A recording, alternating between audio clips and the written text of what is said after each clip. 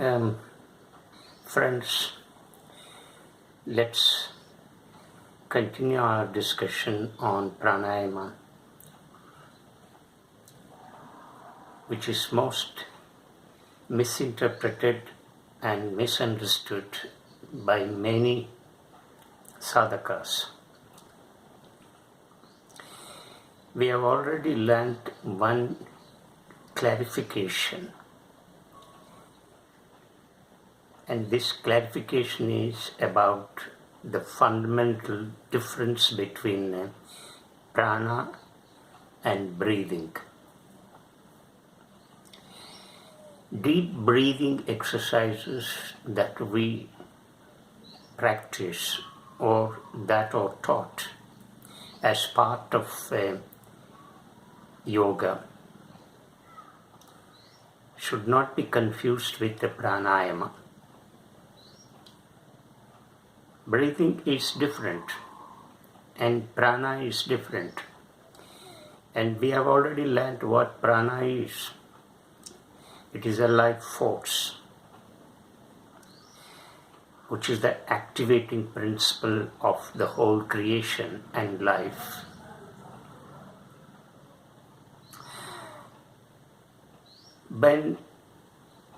What is the purpose of deep breathing exercises? So many types of breathing exercises are taught as part of yoga. The purpose of these deep breathing exercises is to purify the nadis, the invisible nadis. These nadis cannot be seen with our eye, and prana moves in these invisible nadis.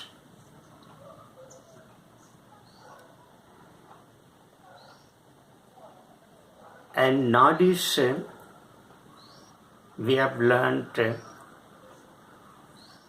are mostly filled with the toxins, and therefore prana is, the movement of prana is interrupted. The movement is constantly interrupted. Therefore, the breathing exercises are prescribed. The purpose is to remove all the dirt, toxins accumulated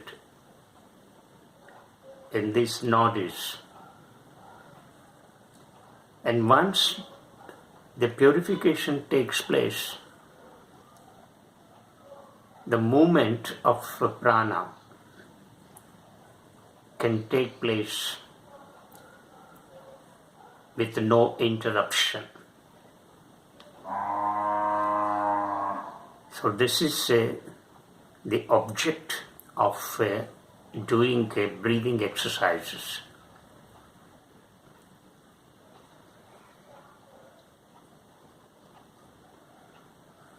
There is a key word in pranayama,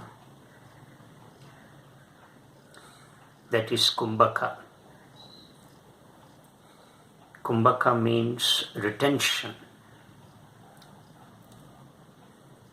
It is an essential part of pranayama.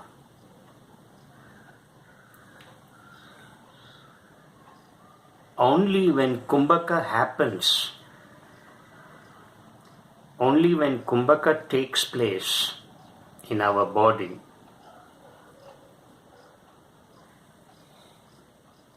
pranayama is happening. In other words, pranayama begins with Kumbhaka.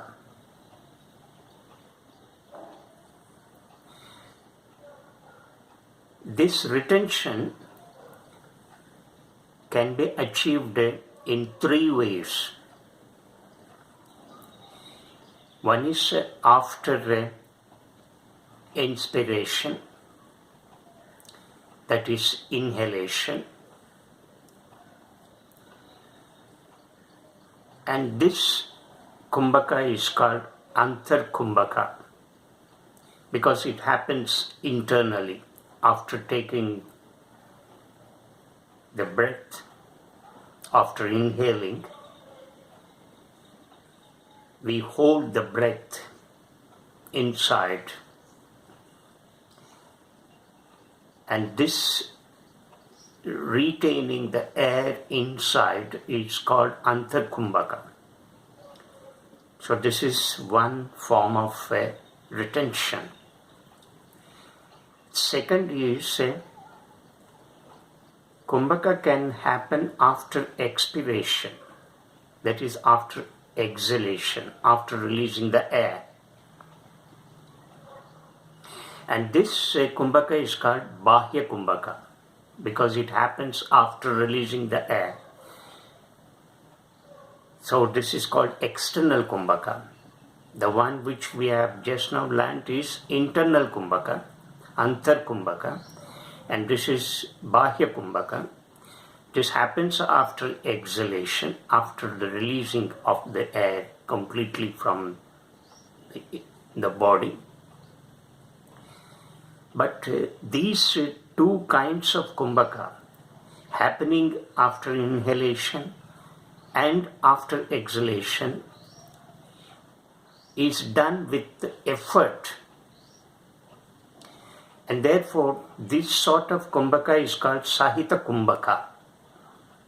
Sahita Kumbhaka is that Kumbhaka which is achieved by effort, alternately breathing through the left nostril and right nostril and retaining the air, both internally and externally. So this is achieved by effort. But a word of caution here, you cannot do it on your own by watching YouTubes, because Kumbhaka is happening here, and how long this retention should be maintained, both inside and outside, both after inhalation and after exhalation. And it should be done with the right guru who has actually mastered this art of Kumbhaka. If you practice it on your own by watching YouTubes, it will be fatal to your body. Sometimes it results in death. Therefore, listeners should learn pranayama under a right master, a right guru. And that right guru must have mastered this art of Kumbhaka. Not simply learning these techniques from any yoga master will not help you in any manner. Therefore, be careful about the practicing of these breathing exercises, that is Puraka, Kumbhaka and Rechaka and Kumbhaka. That is, Puraka here is inhalation, Kumbhaka, that is after inhalation, retention, then Rechaka, that is expiration or exhalation, and then Kumbhaka happens. So what is the duration of Kumbhaka? How long we can retain the air inside and then hold the breath when we exhale. Similarly, the place where we practice pranayama is very important, and the time. All these have to be taken into account while practicing these alternate breathing exercises done with the left nostril and right nostril. So, I hope the listeners have understood the first kind of Kumbhaka, This first kind of Kumbhaka is Sahita Kumbhaka, which comprises two kinds, that is internal Kumbhaka and external Kumbhaka. But remember, these two kinds of Kumbhaka, known as Sahita Kumbhaka, are achieved by effort. And there is the third kind of Kumbhaka. This Kumbhaka happens naturally, at our will, without any effort. And when this happens, it is called Kevala Kumbhaka. But then to achieve Kevala Kumbhaka, we need to practice the Sahita Kumbhaka with effort. Kevala Kumbhaka cannot happen. It needs long years of practice. Practice that is to be done with Sahita Kumbhaka. So we must move from Sahita Kumbhaka to Kevala Kumbhaka. Only when Kumbhaka happens, either with effort or with no effort, the pranayama is happening. Remember, in pranayama, Kumbhaka is an essential word. Remove Kumbhaka, there is no pranayama. You can simply do breathing exercises, but that's not called pranayama. They can be called as deep breathing exercises. In pranayama, what is to be achieved is Kumbhaka. So, listeners should keep this in mind, that Kumbhaka is an essential part of pranayama. If Kumbhaka is not happening, it's not called pranayama. But as we have learned that this Kumbhaka can happen in two ways, that is by effort and without effort. That is, when it is achieved with effort, it is called Sahita Kumbhaka, and when it happens naturally without volition, then it is called Kevala Kumbhaka. When Kevala Kumbhaka happens, then we are really in the natural state of pranayama. But then it requires lot of sadhana. Sometimes it happens in certain cases, in certain yogis, but that happens because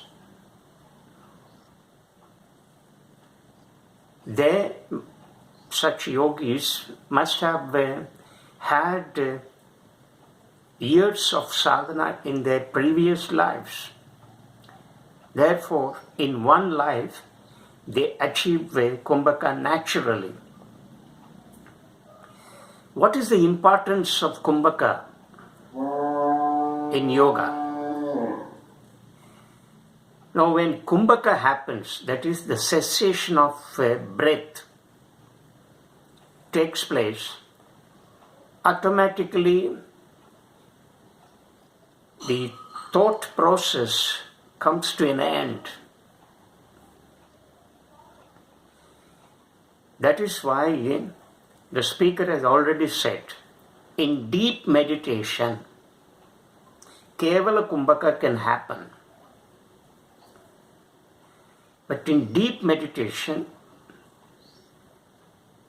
the entire thought process comes to a standstill. That is, when we attain the state of no thought, that is called no mind state. When we attain that no mind state, then Kumbhaka happens naturally. So the connection between Kumbhaka and the thought process is established.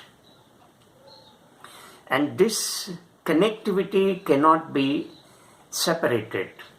So there is an intimate relationship between Kumbhaka and the thought process.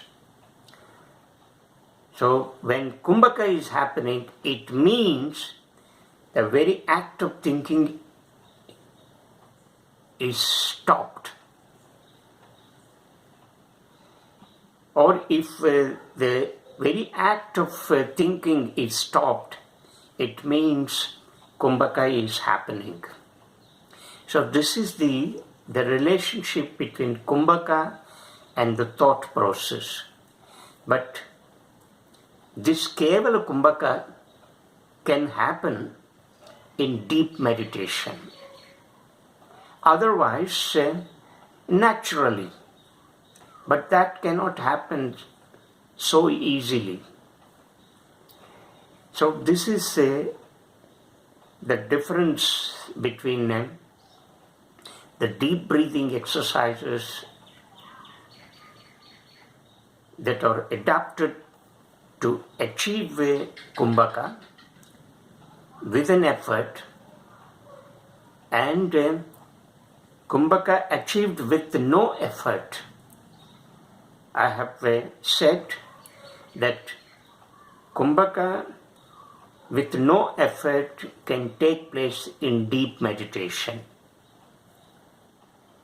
Otherwise, it can also be achieved, but then it needs years of sadhana of the Sahita Kumbhaka. That is, Kumbhaka achieved by effort. So we can move from effort to effortlessness. The beginners can start mastering this Kumbhaka by using effort, that is Sahita Kumbhaka, and then move to Kevala Kumbhaka, where no effort is used. And this happens automatically. After years of sadhana, the sadhaka will easily achieve Kevala Kumbhaka. But then, as the speaker has already cautioned, that to practice Sahita Kumbhaka, you need a right guru.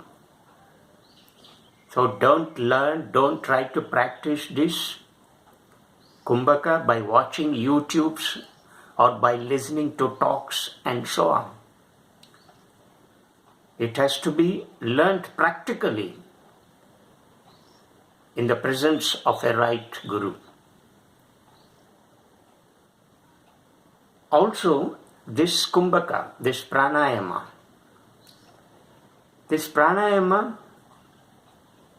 has to be practiced in 3 different circumstances. The time is a key factor. The place is another key factor that governs this Kumbhaka in Pranayama. And the diet is very important. Let me explain these 3. Let's first take the place. The place is very important for practicing the Sahita Kumbhaka. We have 2 kinds of climatic conditions. One is tropical, another is temperate. Tropical climate is very hot and temperate climate is cold. So you need to take care of these climatic conditions in order to practice Sahita Kumbhaka. That is, Kumbhaka achieved with the effort by following deep breathing exercises, that is, breathing alternately with left nostril and right nostril, and then retaining the air in between and after. Similarly, in tropical climate, you need to be very careful because it is hot climate. Certain forms of deep breathing exercises cannot be practiced in tropical climate. For example, Bhastrika, there is a Bhastrika which is like taking, it's like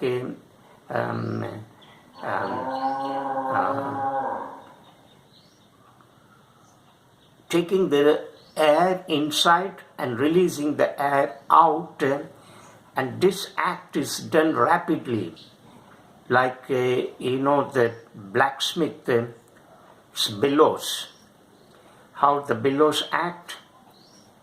These bellows blow in and blow out. In a similar way, in this kind of breathing exercise, Bhastrika, it is called Bhastrika because this generates heat. But this kind of breathing exercise cannot be practiced in tropical climate, in hot climate. But it can be followed in temperate climates because in cold places you need heat. You need to generate heat in the body. So this kind of exercise, breathing exercise, can be adopted. So the place governs how we should practice Kumbhaka, or what kind of breathing exercises we need to follow. The second factor is the time. The time also plays an important role in practicing the breathing exercises, in practicing pranayama. So time, say what time, how many times we should practice this pranayama. How long should we retain this Kumbhaka. And then whether we should do it in empty stomach or after taking food. These exercises should never be practiced after taking food. The most suitable time is early morning after attending calls of nature, because the whole body is purified in the sense that we release all that we consumed the previous night, and it comes out in the form of excreta, and therefore the bowels are cleaned. So only in empty stomach you need to practice. So the best time to do this pranayama is in the early morning in empty stomach. But if you want to do this pranayama in the evening, well, you should have a time gap of say 8 hours, 6 to 8 hours. 6 to 8 hours time gap should be there after taking your food. So time is very important in practicing this pranayama. The third factor is diet. Diet is very important. You cannot consume rajasic food, that is such food which contains lot of spices, chili, salt, and very strong, pungent, and so on. Such food is inhospitable for practicing pranayama. So the best food that is advised here is sattvic in nature. Sattvic food is that food which mostly comprises fruits, vegetables, more green leaves, nuts, dry fruits, and so on. So such food is more suitable to the body for the practice of pranayama. Therefore, we should be very careful in diet, and the intake of food should also be controlled. How much we should consume.